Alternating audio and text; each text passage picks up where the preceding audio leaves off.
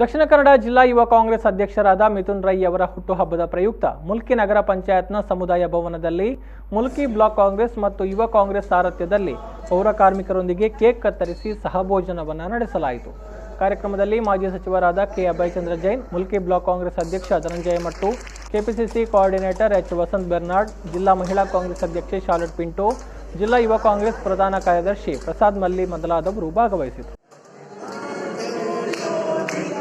ವಿಶೇಷವಾದ ಪೌರ ಕಾರ್ಮಿಕರು ಎದ್ದು ನಿಂತಲು ಸನ್ಮಾನ ಮಾಡೋದನ್ನೆಲ್ಲ ಅವು ಕಮ್ಮಿ ನಿಂತು ಮಲ್ಪನಂಚಿನ ಕೆಲಸ ಅವು ಅತ್ಯಂತ ಶ್ಲಾಘನೀಯ. ಅಂಚ ನಿಖಲೊಟ್ಟಿಗೆ ಸೇರ್ಲಿಕ್ಕೆ ಉಂಟಪ್ಪ ಆಚರಣೆಯನ್ನ ಐದು ಬಲ್ಲ ಬಾಧ್ಯ ಹೆಚ್ಚಿ ಬಂದಿದ್ದಾರೆ.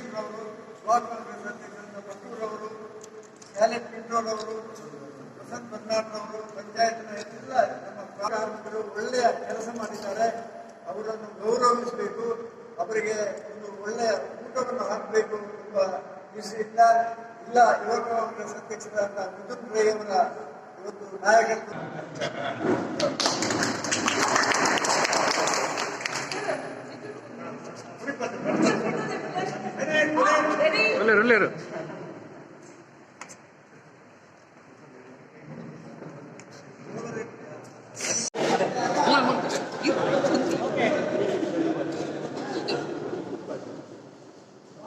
सर मुर्तुले सर मुर्तुले मेरे मुर्तुले